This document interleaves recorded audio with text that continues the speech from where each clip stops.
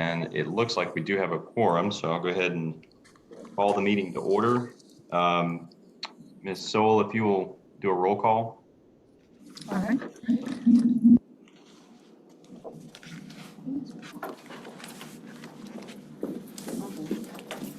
Yeah.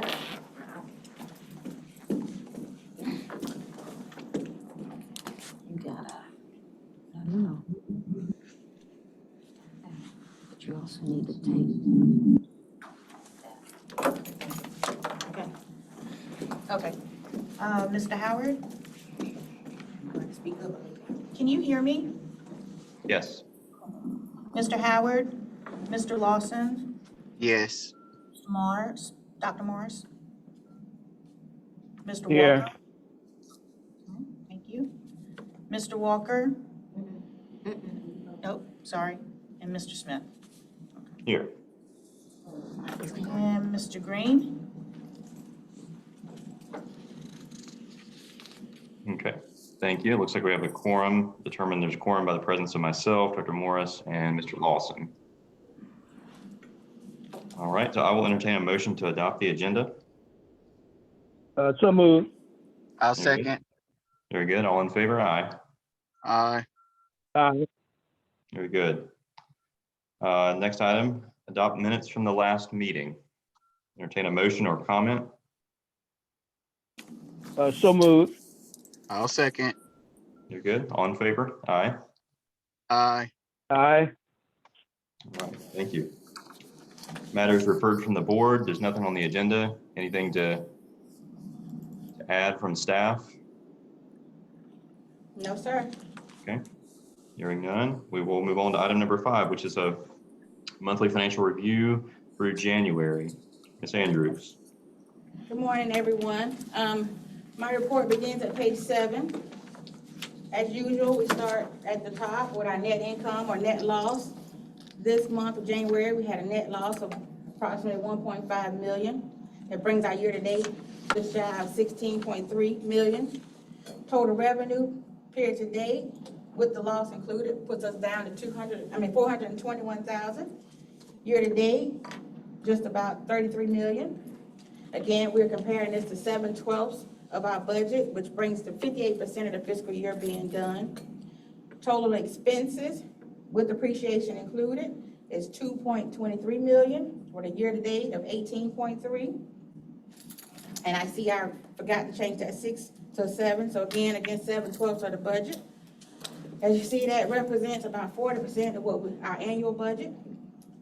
Paid today to our contract operator, RATP Dev, is just shy of 24 million.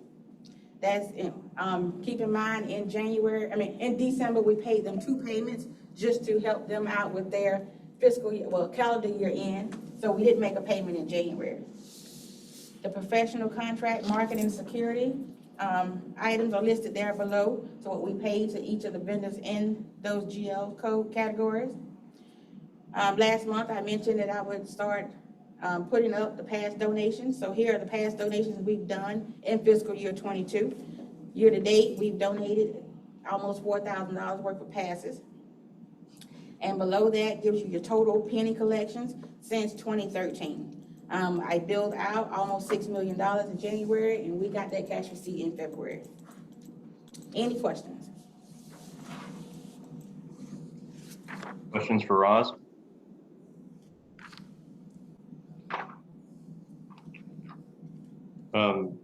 Real quick, Roz, I'm looking at the bottom of your summary, your highlight sheet, and I see, the July, November, and billed January penny tax revenue. So does that then tie up to, if you turn to the next page, the penny tax revenue line there through January, the 19 million? So keep in mind again, this, I'm gonna say yes, because we do an accrual. I do my accrual based off of what we received. So I would have taken the money we got in November, divided it by 3, and then that would be what I accrue each month until I send out a bill payment. Then I reverse out 3 of those. So calculated up through this period, you will have those plus 1 month of an accrual. So the 19, okay, that makes sense. But the 19, So these equate to about 6, which brings to 18 plus 1 month and some change, gives you your Right. 19. Yes, but, okay, so that makes sense. And then not comparing that 19 to the budgeted 10, is that because we recognize an extra? so the budgeted 10, budget year to date, if you look all the way over to 18, it should be 7 months of the 18. So we budgeted for the year 18, but we're here today again to talk about our mid-year budget adjustment. Mhm, So that 10.5 is 7 months of the 18. right. So So we, yeah, we we had, under budgeted and we kind of underestimated, let's say that. so our full year budget is 18, roughly 18 million. Yes. And through 3 quarters, we collected 19. Is that, am I We more or less? more or less 19, yes. John that's- anticipated it being less sales due to COVID. Yeah, So apparently that was not the case. So here you see, we get almost $6 million a quarter. okay. Just want to make sure I understood. I know that I keep bringing this up, and I think one of the reasons I keep bringing it up is because while it is good news, it also means that we are more aggressively moving towards the end of the The dollar, Penny. yeah. penny cap. life, the life of the penny. Yep, okay. So, and again, it's not a number we set to collect from them, Richland County. We get a certain percentage of what they collect, and this is what they're submitting over. So, Right. yeah, you're right. The more we get the money, the faster we are collecting the cap. But, Yeah. you know, we have the reserve funds too when we get to over certain. So, and we have the whole goal plan of what to do at what point when we get to a certain point of the collections. Yep. And I know I keep harping on that, but I just want to keep that in front of both the committee and the board, you know, is we're kind of, if you look at your summary of the total collection, total penny collection, we're already sort of A little over halfway. over halfway, exactly. Yep. Okay. Any other questions for Roz? Yes, good morning, Ross. Good morning. On page 14, I'm not questioning the legitimacy of this, but I'm just curious. In July, for salaries, we spent 47,000, and in December, 101,000. Why such big discrepancy? I will actually have to go back and double check. I know one would be with the leaving of a few employees and the addition of Garrett around November, right? November 1st. Yeah.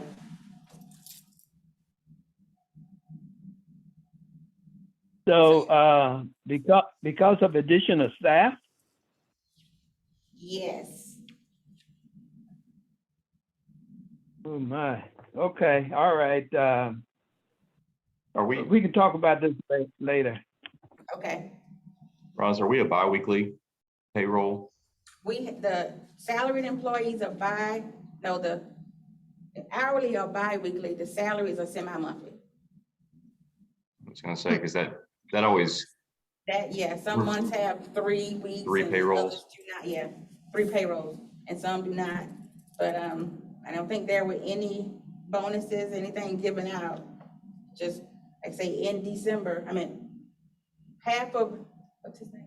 Mr. Huggins' salary would have rolled over into the December month. So we record them by pay date. So, but Okay, I all can go right. back through that and send you what that includes or answer any other detail you want from it, if you like. Yes, to satisfy my curiosity, send it to me. Okay. Thank you. And speaking of, so I have a question. Good morning, Ross. Good morning. So I have a question. We're gonna jump around a little bit. So I'm on page 25. And kind of piggybacking off of what Dr. Morrison's question as it relates to salary. Wait, If wait, wait, you, you're getting too far. We got, that's under number 7. oh, okay, Yeah, we'll deal with budget Okay. changes on item number 7. okay. Sorry. It was related to that question, but I'll hold it. That's fine. Thank you. Hmm?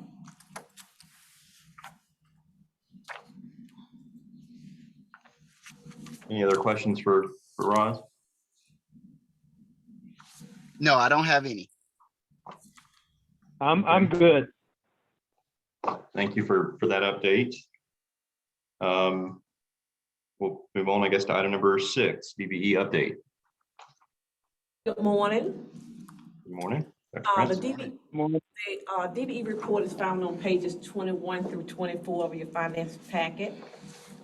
Page 21 says summary and a quick snapshot of all vendors with a DBE goal. And as of February 28th, 2022, the company had paid approximately $28 million to vendors with DBE goals, and of this amount, approximately $7.3 million were paid to DBEs, and this calculates to approximately 26% of the overall agency goal. And page 22 just ties back to page 21, and it lets you see a breakout of all DBEs and the amounts that were paid to each firm. Page 23 through 24 is relevant to our contractor RATP DAYUP and their payments to DBEs. Page 23 reflects data from the start of the contract, which was July 1st, 2020, and it goes up through January 31st, 2022. Of course, their cumulative goal is 20.06%, and based on the cumulative data, RATP DAYUP had achieved 23.2% on a cumulative basis. Page 24 is based on the current fiscal year, and this started July 1st of 2021, and it goes up through January 31st, 2022. And for the current fiscal year, it reflects 18%. And I think this is what I had shared last month, that would be at 18%. I have been in discussion with the general manager, and he informed me that they have already obtained invoices for 2 vendors that were not included in the past few months. That's Capital Building Services and Customers Point of View. So this should help the goal to increase, but it'll be reflected on the April report. And they are also looking at another firm that they have been working with to become certified.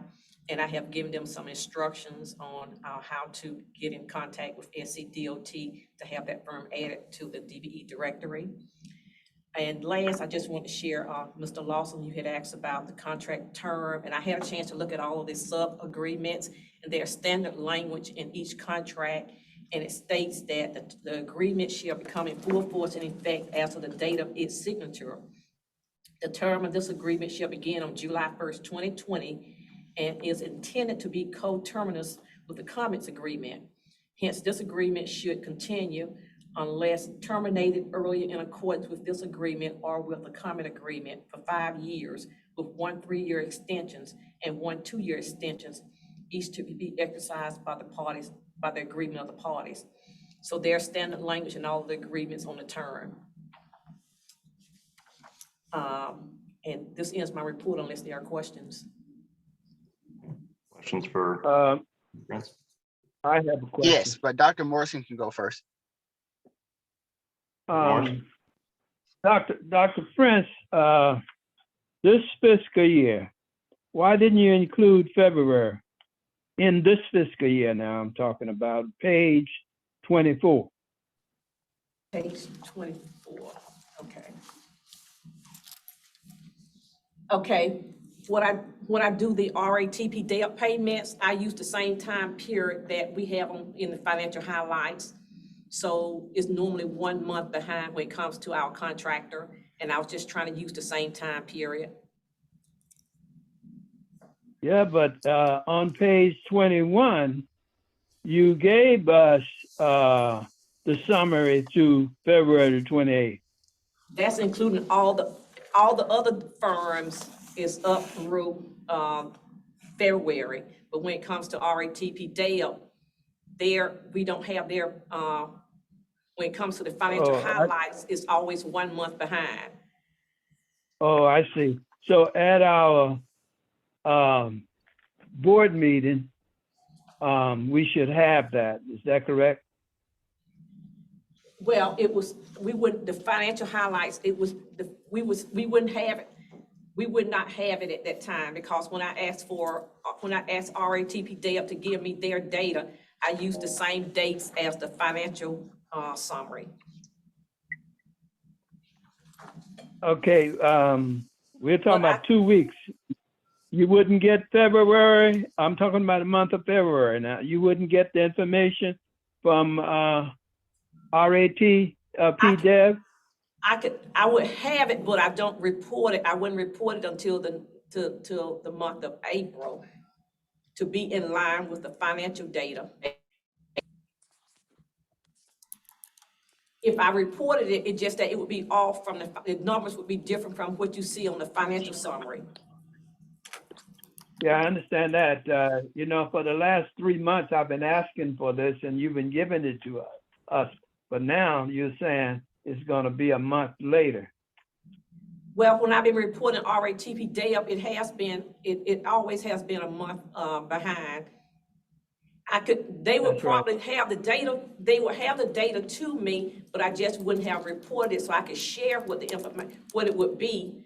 But it just in terms of the reporting, when I do my reporting, the actual documents I send you, I wouldn't have it there until I get the April report. But I could share what the information would be. I would have enough information to know what it would be. Yeah, but I'm not talking about the April report. I'm talking about through February 28th. Right, well, I'm using the same data as the financial summary. All right. Okay. I'll send you an email indicating what I'm asking for. Basically, the same thing I asked for the last 3 months. Okay. And Okay, did I thank send you the same, did I send you what you needed the last few months? The last 3 months, you went back and you sent it to me. This Okay. month, we didn't get it. Okay, I need to revisit what I sent you. And it may be All I'm just the asking date. for is Okay, it may be the this dates that this fiscal year summary through February 28th. are you just talking about RATP data or for all vendors? No, I'm talking about RATP Dev. Okay. All right, thank you. Okay, I'll revisit that. I will have the information, but I've been using, well, I'll just look at it again to make sure that I'm sending you the correct information. All right, thank you. Okay. Mr. Lawson, you had a question? Yes, Dr. Prince, good morning, first of all. So just making sure that I understand the language. So each DBE is initially set up for a 5-year term with one extension, with the possibility of having a extension for 3 years and an additional extension for 2 years. So are we talking about a 10-year stretch? Okay, let me see. The agreement is for 5 years and there's 1 year extensions for 2 years. So that's another That's 2 7, years. That's 7. Yeah. right? And then you listed, I thought I heard you say an additional one more extension for an additional 3 years. Is that correct? Let me see. No, let me see. Let me read this part again. Okay. The term of the agreement shall begin on July 1st, 2020, and is intended to be coterminous with a common agreement. Hence, this agreement should continue unless terminated earlier in accordance with this agreement or with a common agreement for 5 years with 1 3-year extensions and 1 2-year extensions. Right. So there is the possibility to have 1 3-year extension and 1 2-year extension, which is an additional 5 years. So we're talking about being in a partnership or relationship for a 10-year stretch with each DBE. Is that the understanding? That's the way the contract is worded, yes. Okay. So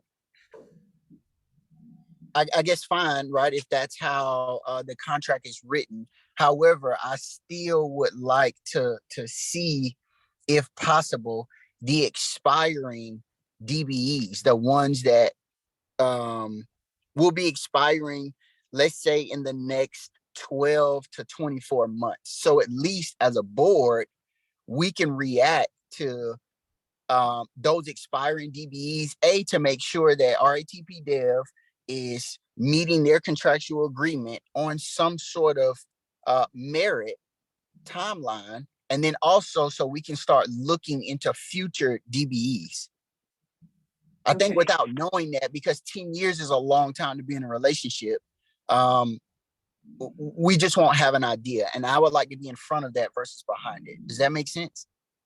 Yes, so right now, with the contract, it's just that the term is based on the same time period that the RATP Deb has with the Comet. So if they're planning to terminate prior to then, it wouldn't be listed in the contract. If just, I guess it would be a conversation that they would have. So we would just have to make sure that if anybody decides to terminate prior to this time frame, that we are aware of it.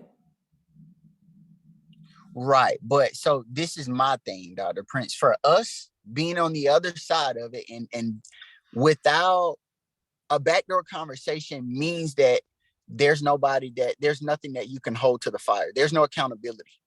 That's what that means to me when I hear that. So without an actual number to say, hey, we started on January the 1st, 2021, we're going to end this contract tentatively unless we extend on January the 1st, 2026. That's a 5-year stretch. And now we know, hey, based on how much you're supposed to be designating to this DBE annually, monthly, semi-annually, whatever the requirement is, RATP Dev, you're not hitting your number. Okay, so in a way, the way they have the contract written, so they would probably have to go back then and make adjustments to the term, the way they have it listed in the contract? No, so I don't think the term needs to change. Don't misunderstand what I'm saying. I'm not asking for the term to change. What I'm asking for is for us to be privy of the actual ticking clock of the relationship. Okay. So if we've already been in a relationship with them, a partnership for 3 years, then based on the initial term of a 5-year term, that tells me that there are 24 more months left in this partnership unless we extend. Okay, And so that's what I want to know. When are these DBEs expiring? Are new DBEs getting an opportunity? And is RATP Dev meeting their requirement of holding up their end of the bargain with paying these DBEs in a timely manner? okay. That's my concern.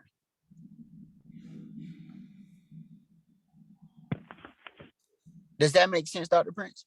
Yes, it does. Okay.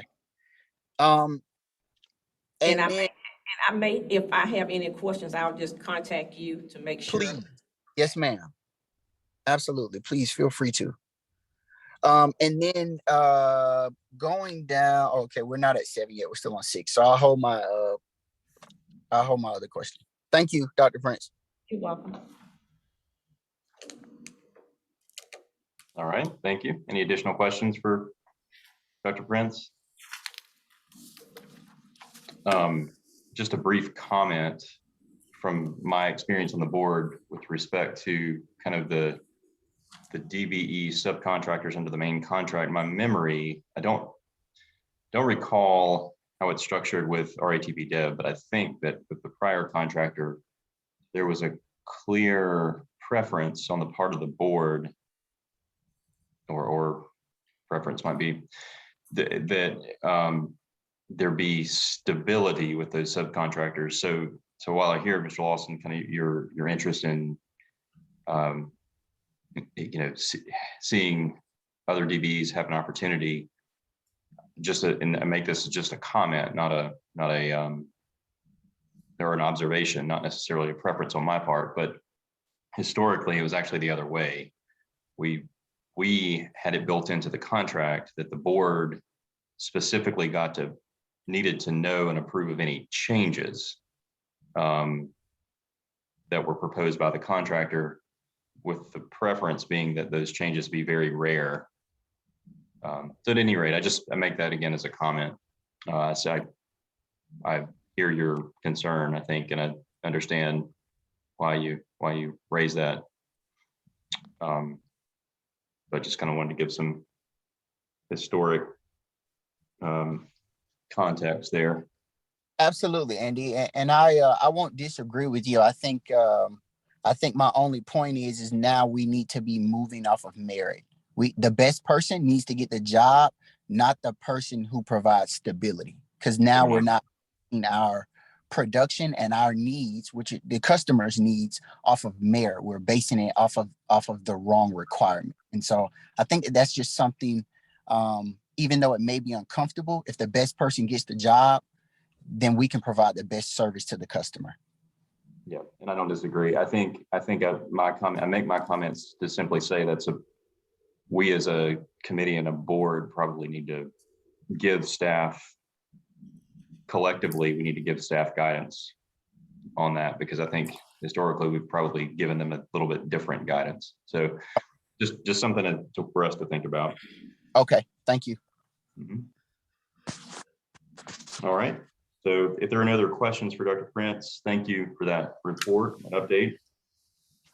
Item number 7, so mid-year budget adjustment review.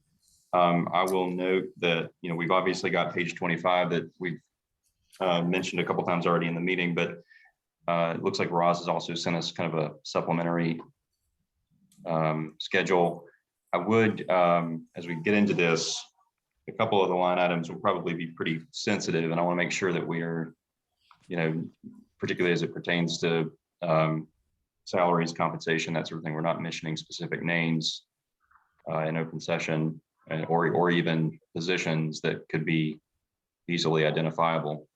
So to the extent possible, let's stick to big picture, but nonetheless, I don't want to keep us from asking the questions we need to ask. So I'll turn it over to Ms. Andrews to introduce item number 7.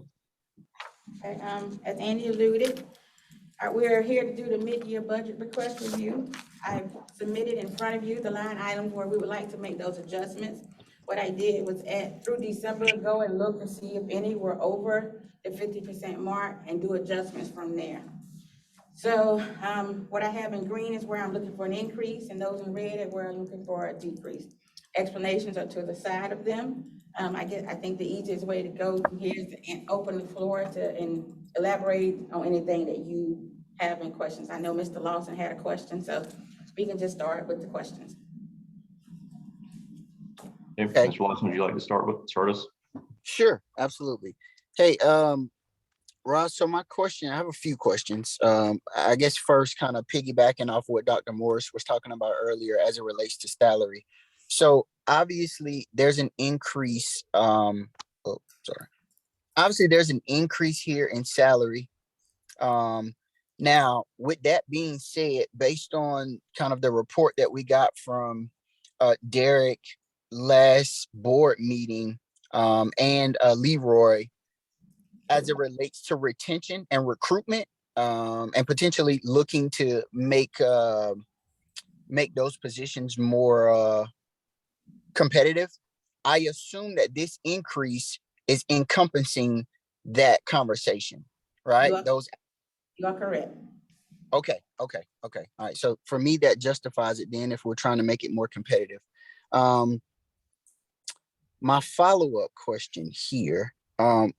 First, I see that we're reducing, we're getting more creative. And for example, advertising, all right, we're saving money there. Electric, explain that. So electric is basically our electric bill? For the building or what? Yes, for the building. That's our utilities for the building. Okay. So again, we did our historical, looking to see what we've been billed over the 6-month period. And, we made a few adjustments so we could cut back and do some energy savings. And we felt the decrease in this one, but shifting the money somewhere else as you see, we decreased electric and went up on water. So it kind of washed between the utilities. Right. And so my next follow-up question there, or I guess my next question, fixed route contractor versus fixed versus dart contractor. I assume that the difference in those numbers is an increase in hourly wages. Is that what that is? No, so contractor is basically RATP Dev. That's the fixed route services and the DART services. So it wouldn't be an increase in the salaries. If you follow over, I put, there was an increase in their rate.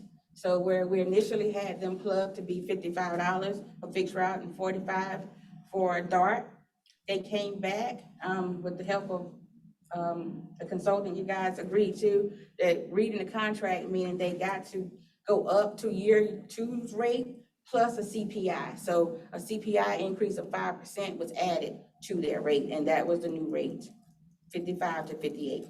But that So hourly rate is what exactly? that's their variable rate. So we give them a fixed rate plus a variable rate per revenue hour that they run. Okay. Okay.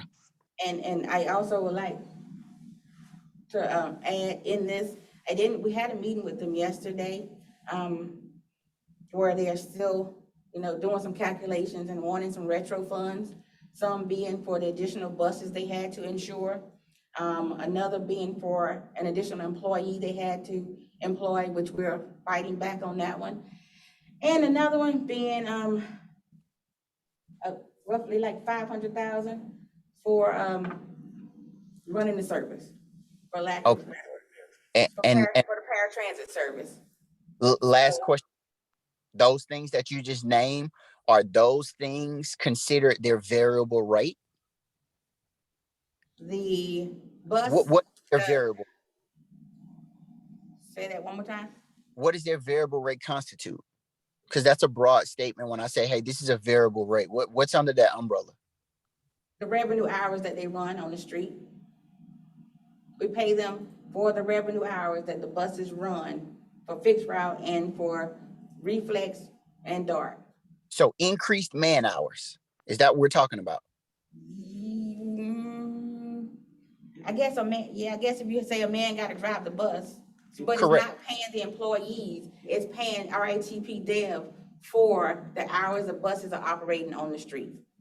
Correct. But I just want to make sure that I'm using that the understanding is the same on both ends. Even though it doesn't necessarily deal with salaries, these are increased hours of operation that RATP Dev is charging us, correct? I'll let Leroy. I'll see if I can, because they have to do this to me also, Mr. Loss, is kind of try to see if I can simplify it from how I understand it is that rate that we pay them, the revenue hours, that's kind of like all encompassed to them. So that includes all of what they do, whether it's paying their employees or whatever. So whatever their expenses are, when it rolls up, it's underneath that revenue hour rate that we're paying them. Does that make sense or make it a little clear?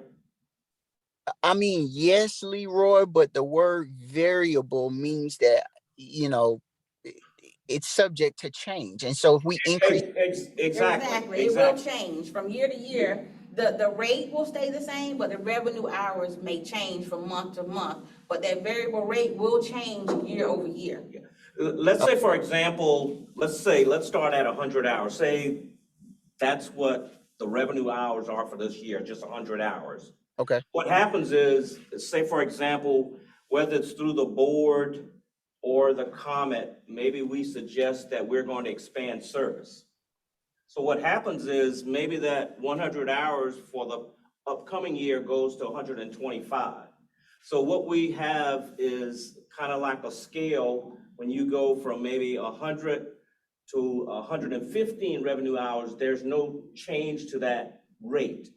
But if you go from 100 up to like 100 to 125, there is a change to that rate. So we have a scale that we look at, and it's kind of reverse also too, where if the Comet or the board brings to the service to cut back service or discontinue routes, then that rate could actually go from, let's say, that 100 down to 80. And that may put them in a different rate that we are paying them for service. Okay, that makes sense. And to add, the scale that Leroy's talking about is something that's in the works now. You guys have to see it. You'll get a picture of how it works out and get a better explanation of it.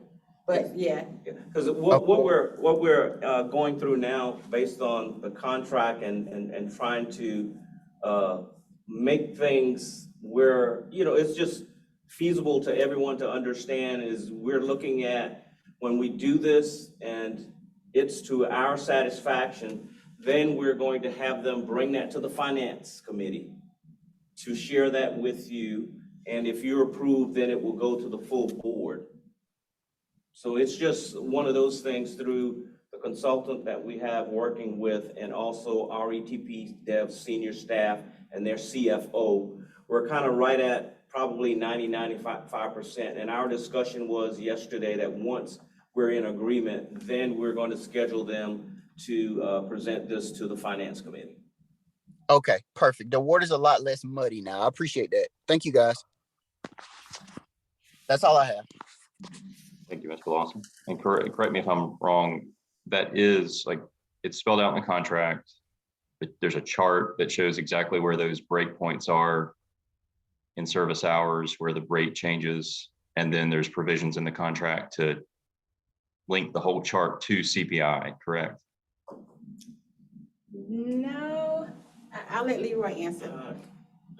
I don't know, you might have Yes, this. this Now, is there is a chart where really, I guess, Andy, what we kind of got to and we felt like we were more comfortable with, because when you dig into the contract that we have now, we find nuances, we find one word mean this or that or whatever. So for the direction that we're going, it's more similar to the chart that we were using with the contractor we had before, Transdev, which I think was much easier to follow and understand. And also, I think it's much easier when we present that to you, that it's going to be a lot easier, that you're going to be able to see how this is going to impact from a financial standpoint. You know, if the revenue hours change, the rate could go up or it could go down. And it's just more like the contract that we had before, because it's just the size of the contract we have now. It's just hard to absorb, 1,800 pages. And that's what we're dealing with. And to just, I guess, summarize it clear, the chart that you're referring to in the contract would not be as clear as the one we're going to present next month. Fair enough. So there is a chart, just on a different scale. Okay, and I may be remembering the previous contract. I just remember there being a fairly clear rubric that was used, and it sounds like it's not as clear, but you're working on clearing it up in consultation with RapDev. Correct. It's just the contract that we're dealing with now is, I can give it to 3 different people. And when they read it, they're going to interpret 3 different things. And we can't operate, and we can't give you a financial picture when we look 1, 2, 3, 4 years down the road. And I think that's what we're trying to get to, is we want to be able to predict our financial situation and our financial status, not only today and December of 2022, but as we go into 2023 and 2024.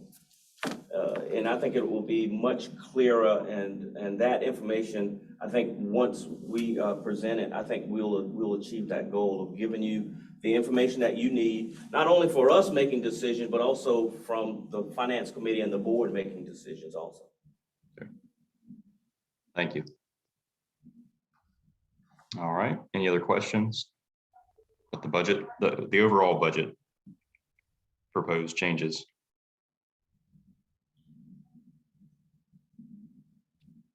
If I may, Dr. Morris, if I may, just a couple comments. One is that if I'm reading the chart correctly, or the page 25, and if I draw a line between revenues and expenses, it's budget neutral. So revenues are going up roughly 1.9 million, and the expenses are doing the same. Yes. Yes. So it's a zero bottom line net effect. Yes. Right. Okay.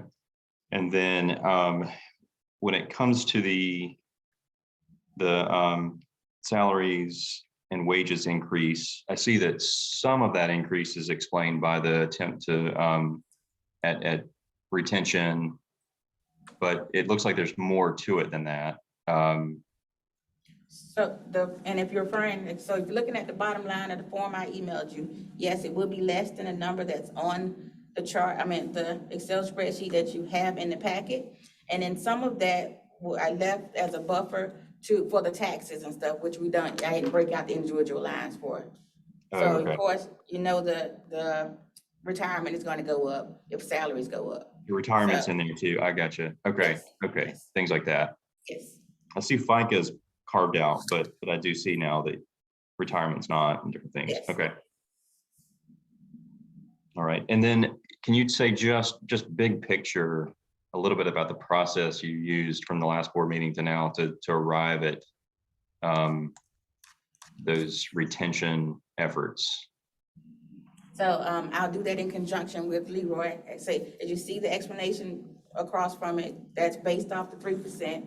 And then, like I say, with the onboarding of new employees and trying to get employees interested in the vacant positions, we went out, or Leroy went out and did a salary survey of similar positions in the industry and for the area. And we came back to what you have in front of you. Okay. Do you mind, Leroy, who did you use as our peers? For example, kind of like just talking with, and actually a lot of my information where you can pull salary information, but just talking to candidates, for example, with the state. I think we lost, 1-2 candidates through that process. Just from our customer service department of interviewing candidates there and seeing what they were making, but also what other employers were offering at that position. I think we lost, 2 candidates that way.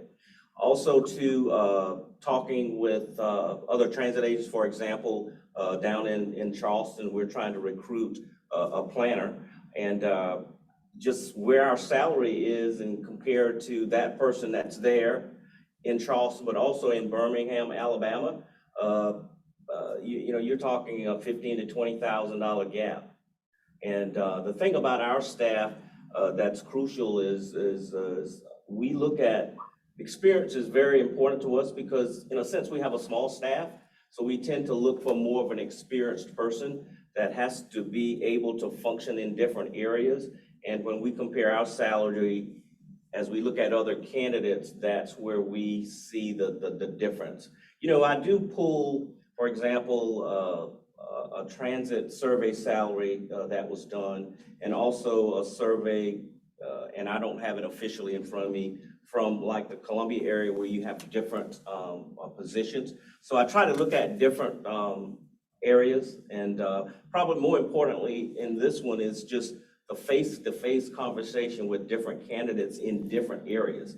And when I start comparing transit to transit, the gap is even further. And I think that goes from our CEO's position down to now our customer service position. And I feel, and one thing in looking at this and talking to staff and thinking a lot is our staff, in a sense, is kind of unique to work here because we look for people that are able to be experienced and knowledgeable, but also able to be trained in different areas. I kind of feel like the responsibility I've had the past year with staffing, I feel like our staff has actually stepped up because, they've been invaluable to me in providing me information, and just making it more comfortable for me making the decisions that I had to make. And I think a big part of, if you look at our salaries, and then you look at, for example, the professional contract services, if you notice, that is down. And I think a big part of that is how staff was able to work together, where instead of maybe us having to pull in even more professional service or more consultants, we've been able to handle things from a staffing standpoint much better, where we were able to take that and work it through, get the input that I needed from staff and make that decision as opposed to going out. I can't underestimate, staff of how they've stepped up over the past year, because you've got to realize we're short a planner. That's huge in our organization. Yes, we get support from Eric Harris, and I get support from Mike Hubble.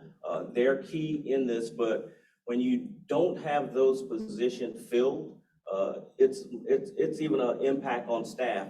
Also, right now, we're excited. Next week, we've got a procurement and contracts person that's coming on board. I'll meet with her tomorrow to finish finalizing that, but that person is scheduled for next week.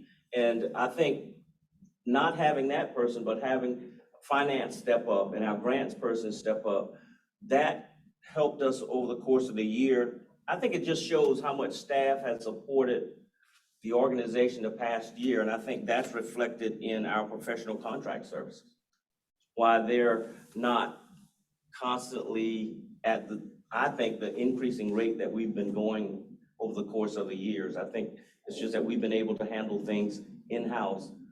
I try not to even call, whether it's legal or whoever, unless I absolutely have to. And all those things, I think, is showing up in our finances for the past year. That's kind of like my overview. Sorry for all of that, but I think it just shows the quality of people that we have here. Yeah, I agree. Thank you. Thank you, Leroy. Thank you for efforts in making sure that we are being equitable in our compensation. I will say for my part that I had the opportunity last night to really brag on the Comet administration staff to our city council here at Forest Acres. We did the reappointment for the board position, and I let them know that I was very proud of the work that you all have been doing. So thank you for bringing this to our attention. Mr. Chair, Dr. Morris. I know this is a difficult and challenging responsibility, but I know when Mr. Deschamps talked about the procurement person, and I would think that you would have to be careful. You want to offer this person a salary that he or she would be happy with and would take the position.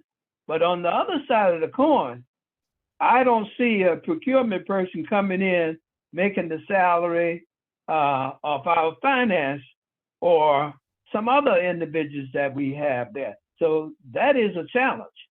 But I'm glad you have the job and not me. Well, and Dr. Morris, when I look at that, all those things are going on in the back of my mind as far as me making the decision of who we bring in, how they're paid, how they fit in with the other salaries, the parity there, the balance that we have to do. So all those things I definitely I don't take lightly, because I respect the people that I work with, and the worst thing I can do is make a move where they feel like I don't where they lose confidence in me in decisions that I'm making. Yes, I understand. Thank you. All right. Any other questions about the budget changes overall?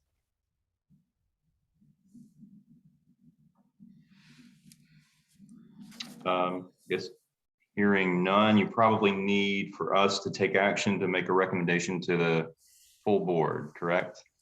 Correct. Okay. Anybody like to make that motion? I'm happy to do it. I move that we recommend the proposed amendments to the fiscal year 22 budget as outlined in our packet. I'll second. Okay. Any further discussion? Andy, before you go, do you want me to add anything extra in the packet when it goes to the board? Or is it fine as presented? I don't know, defer to my fellow committee members. What do you think about? Do you have it in a format where where the full budget is shown and the changes from original budget to amended are shown? Yep. So you mean include the line items where there were no changes requested? Yeah, I have I here. mean, I don't know. Yeah, because the first column is what the budget was, the third is what we're proposing, and then I have the variance and letting you know if it's a request for increase, Right. decrease. So, Right. And I guess I was thinking that, yeah. So back to what your earlier comment, where the full budget is shown. I think the one thing that I couldn't immediately see when I looked at this was that it was budget neutral. okay, all right, I'll include the whole entire thing and then keep it highlighted as here, so their eyes can go to what's increase and decrease. Any other comments from the committee? That sounds good to me. Okay, thank you. Hearing no other comments, so all in favor of the motion? Aye. Aye. Aye. All right, very good. No items under executive session, so if there's nothing else for the committee, I'll entertain a motion to adjourn. So moved. Very good. Y'all have a good day.